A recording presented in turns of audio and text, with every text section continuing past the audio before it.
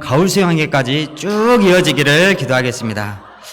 오늘 제가 전할 말씀은 창세기 27장 말씀으로 영광스러운 축복의 계승자라는 말씀입니다. 잠시 기도하겠습니다.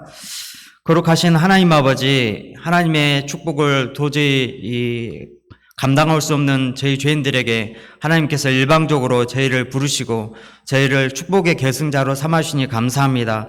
저희가 이 은혜를 저희가 믿음으로 잘 감당할 수 있도록 도와주시길 간절히 기도합니다. 시간 이 죄인에게 한 말씀 은혜를 덧입혀 주시길 기도드리며 예수님의 이름으로 기도하였습니다. 아멘.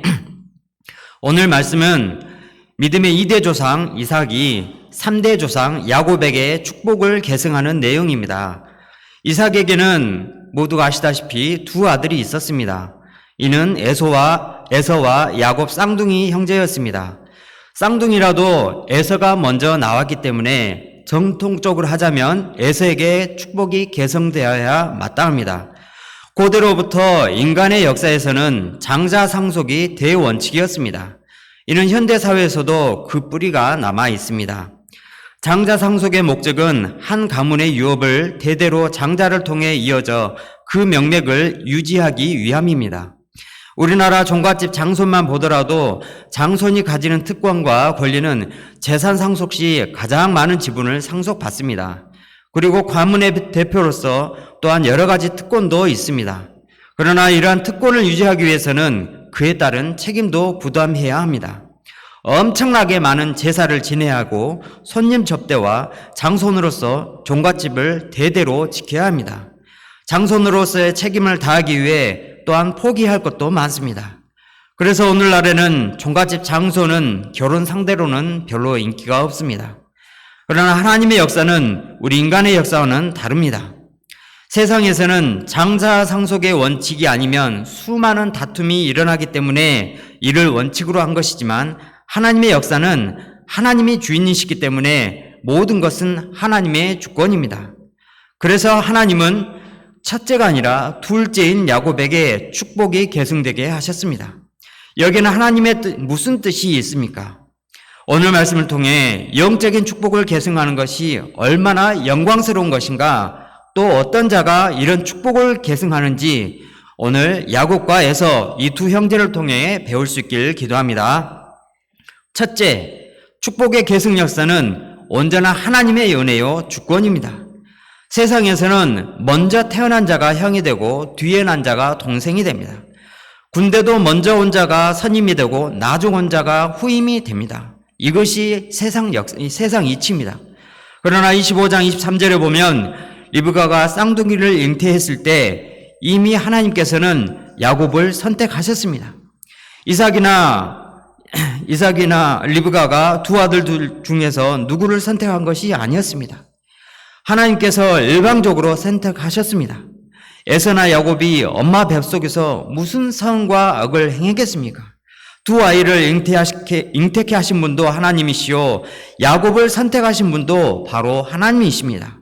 그러므로 야곱은 축복의 계승자로 선택받았다고 해서 결코 자신을 자랑할 수 없습니다. 오직 택하심의 은혜에 감사해야만 합니다. 우리도 내가 구원받고 목자로 선택받은 것이 온전히 하나님의 은혜라는 사실을 잊지 말아야 합니다. 우리는 다 죄인이요 아무 자격 없는 자를 나를 선택해 주신 주님의 은혜에 항상 감사해야 합니다. 그때 항상 겸손할 수 있고 무익한 종의 자세로 충성을 다할 수 있습니다. 둘째, 야곱은 장자의 명분을 소중히 여겼지만 에서는 이를 가볍게 생각했습니다. 형 에서는 익숙한 사냥꾼으로 들 사람이었습니다. 그는 전신이 털옷 같아서 야성미가 아주 넘치고 남자다웠습니다. 반면에 야곱은 아주 조용하고 주로 장막에서 어머니 리브가와 함께 요리하기를 좋아했습니다. 인간적으로 생각하면 에서가 훨씬 더 리더감 같습니다. 그러나 에서는 영적인 가치관이 없었습니다. 하루는 에서가 들에서 돌아왔는데 심히 배가 고팠습니다. 피곤하고 배가 고팠습니다. 때마침 야곱이 죽을 쓰고 있었는데 그 냄새가 아주 죽여줬습니다. 죽여요 아주. 에서가 군침을 흘리면서 말을 했습니다. 동생 야곱아, 하나밖에 없는 이 형님이 배가 고파 돌아가시겠다. 그 팥죽을 내게 가져와라. 이때 야곱이 말했습니다. 형님, 하나밖에 없는 형님, 내가 팥죽을 드릴 터이니 형님이 가진 장자의 명분을 내게 파시오. 이때 에서가 영적인 사람이라면 어떻게 대답해야 할까요? 웃기시네, 그렇게는 못하지. 그렇게 말하고는 집에 들어가서 얼른 라면을 끓여 먹으면 됩니다. 그러나 에서는 배고파 죽겠다고 아무 의미 없는 장자 명분 따위 이렇게 하며 야곱에게 장자 명분을 팥죽 한 그릇에 넘겨버리고 말았습니다. 여러 자매님들, 사모님들 에르메스 가방을 누군가에게 팥죽 한 그릇에 이렇게 넘길 수 있겠습니까? 이건 미친 짓입니다. 에서가 이렇게 육신적이고 감정적인 자였습니다. 그는 육신의 욕망이 해결되지 않으면 아무것도 할 수 없는 그런 자였습니다.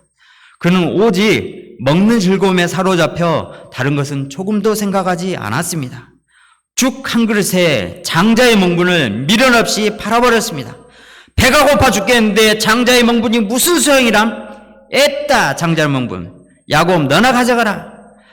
장자의 직분이 귀찮다는 듯이 야곱에게 아주 아무 생각 없이 넘겨버렸습니다. 에서는 장자의 명분을 우습게 생각했습니다. 당장의 배고픈 현실 문제도 해결해주지 못하는 이따위 장자 명분이 무슨 의미인가 라며 멸시했습니다. 오늘날에도 많은 사람들이 에서와 같이 살아갑니다. 예수가 밥을 먹여주냐, 취직을 시켜주냐, 나는 필요 없으니 너나 잘 믿으세요. 세상 사람들에게는 지금 당장 배부르고 즐겁고 재미있으면 다입니다. 그것이 그들의 가치요, 진리요, 인생의 목적입니다. 우리가 부르짖어 기도하는 금요일 밤 수많은 세상 사람들은 밤을 새워 먹고 마시고 육신의 쾌락을 즐기고자 합니다. 이처럼 육신적인 자들을 하나님은 축복의 계산자로 삼지 않으십니다. 영적인 것의 가치를 모르고 망령되게 살아가는 에서와 같은 자는 결코 언약의 계승자가 될 수 없습니다. 반면 이기적이고 계산적이며 또 여러 가지 면에서 흠이 적지 않은 야곱은 그래도 장자의 명분을 귀하게 여겼습니다. 도대체 장자의 명분이 무엇입니까? 하나님 나라의 유업을 계승하는 것입니다. 아브라함으로부터 시작된 이 믿음의 유산을 이어받아 후손들에게 물려주는 축복의 통로가 되는 것입니다. 장차는 인류의 구원자 메시아를 탄생시키는 가문으로 쓰임받는 것입니다. 이것은 큰 특권이기도 하지만 그 그릇으로 쓰임받기 위해서는 여러 가지 책임도 따릅니다. 야곱과 에서는 함께 자라면서 부모님으로부터 자신의 가문이 어떤 가문인지 아주 귀에 못이 박히도록 들었을 것입니다. 할아버지 아브라함이 복의 근원으로 부름을 받고 본토 친척 아비집을 떠나게 된 것, 그리고 아브라함이 하나님의 능력으로 백세의 아들 이삭을 낳게 된 것, 뭇별의 환상을 보여주시고 열국의 아버지로 세우신 언약, 부모님이 어떻게 믿음의 가정을 이루었고 20년 동안 자식이 없었지만 기도했을 때 하나님께서 자신들 쌍둥이를 낳게 해주신 것, 그리고 흉년의 때에 말씀에 순종해서 그 아래 거했을 때 100배의 수약을 얻게 된 것 등등 믿음의 역사에 대해서 수도 없이 많이 들었을 것입니다. 야곱은 자신이 이런 가정에 태어난 것을 무한 영광으로 생각했습니다. 그리고 자신이 어찌하든지 이 귀한 역사를 계승해야겠다고 생각했습니다. 에서가 주로 내일은 무슨 짐승을 사냥을 할까? 내일은 사슴을 좀 사냥하면 좋겠다. 이렇게 고민할 때 야곱은 어떻게 하면 하나님을 인격적으로 만날 수 있을까? 이런 고민을 했습니다. 형 에서가 말씀 공부 시간에 주로 졸고 스마트폰만 만지고 있을 때 야곱은 큰 감동을 받고 밤을 새워 소감을 썼습니다. 나의 할아버지 아브라함과 아버지 이삭의 믿음을 계승하여 믿음의 가문을 일으키리라. 하나님은 이처럼 영적인 가치관이 있는 야곱을 언약의 계승자로 세우셨습니다. 비록 인간적인 기초가 조금은 부족하지만 그래도 영적인 가치관이 있는 야곱을 더 찾으셨습니다. 하나님은 그 사람의 외모가 잘생겼는가 인물을 보지 않으십니다. 사냥 실력이 얼마나 좋은가 스펙도 보지 않으십니다. 하나님은 이런 것을 중요시하지 않으십니다. 성격이 좀 소심하고 남자다운 매력이 조금 부족해도 영적인 것을 사모하는 사람, 믿음을 귀히 여기는 이런 사람을 바로 언약의 계승자로 선택하십니다. 메시아의 족보를 기록한 마태복음 1장을 보면 아브라함이 이삭을 낳고 이삭은 야곱을 낳고 야곱은 유다와 그의 형제들을 낳고 이렇게 낳고 이렇게 되어 있습니다. 신약 성경의 맨 첫 페이지 메시아의 족보에 야곱의 이름이 영광스럽게 기록되어 있습니다. 고린도후서 4장 18절에 보면 보이는 것은 잠깐이요 보이지 않는 것은 영원함이라 하였습니다. 팥죽 한 그릇이 먹을 때는 맛있지만 먹고 나면 아무것도 아닙니다. 그러나 장자의 직분은 영원히 남습니다. 셋째, 에서와 야곱의 가치관은 결혼하는 데서부터 나타납니다. 언약의 계승자로서 결혼은 너무나 중요합니다. 후손들에게 지대한 영향을 미치기 때문입니다. 그래서 아브라함이 이삭을 결혼시킬 때도 가난한 여자가 아닌 믿음 있는 사람과 결혼하도록 하란으로 보냈습니다. 에서도 자라면서 분명히 부모 이삭과 리브가의 결혼에 대해서 들었을 것입니다. 그러나 에서는 부모님과 아무런 상의도 없이 40세가 되자 가나안 사람인 헷 족속의 딸들과 결혼해버렸습니다. 이로 인해서 이삭과 리브가는 마음에 큰 근심이 되었습니다. 반면에 야곱은 어떻게 결혼했습니까? 야곱은 아버지 이삭의 방향에 순종해서 밧다나람으로 가서 믿음 있는 라반의 딸들과 결혼을 합니다.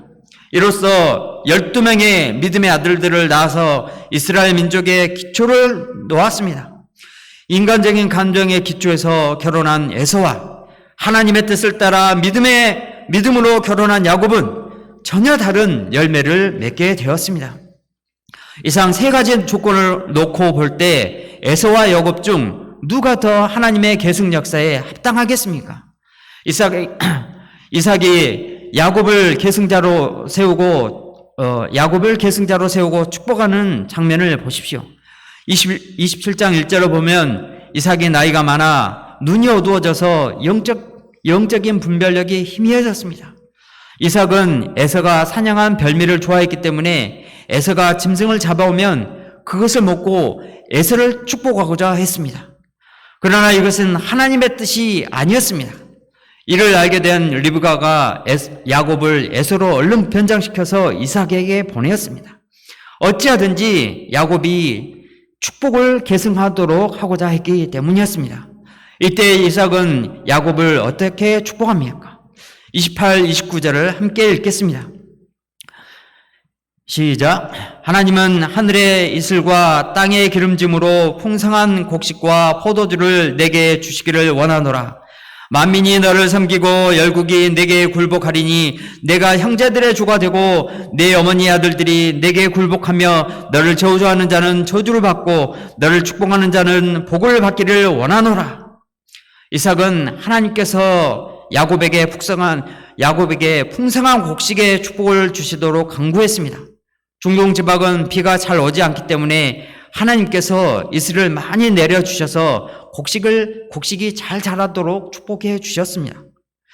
다음으로 이삭은 야곱이 복의 근원이 되어 만민이 그를 섬기고 열국이 그를 굴복하도록 축복해 주었습니다. 이는 장차 야곱의 후손이 모든 민족에 뛰어난 제사장 나라 거룩한 백성이 될 것을 의미합니다. 또 그 후손의 가운데서 인류의 메시아 예수 그리스도가 탄생될 것을 말합니다. 예수님은 십자가와 부활로서 죄와 죽음 문제를 해결하시고 구원의 주가 되십니다.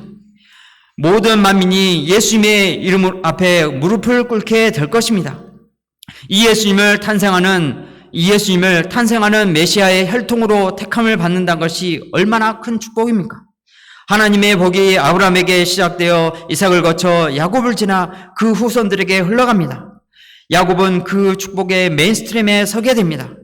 한 번밖에 없는 인생을 살면서 인류 구속 역사의 한 페이지를 장식하게 된다는 것, 이 얼마나 영광스러운 일입니까? 하나님께서는 부족하고 허물진 저희를 일방적인 은혜로 구원하시고 이 시대의 복의 근원이요 히스토리 메이커로 불러주셨습니다. 생명의 말씀을 맡겨주시고 죄로 병든 영혼들을 하나님께로 인도하시는 별과 같이 빛나는 인생으로 살게 해 주셨습니다. 이런 영적인 역사의 가치를 아는 사람은 길을 쓰고 이 역사의 계승자가 되고자 합니다.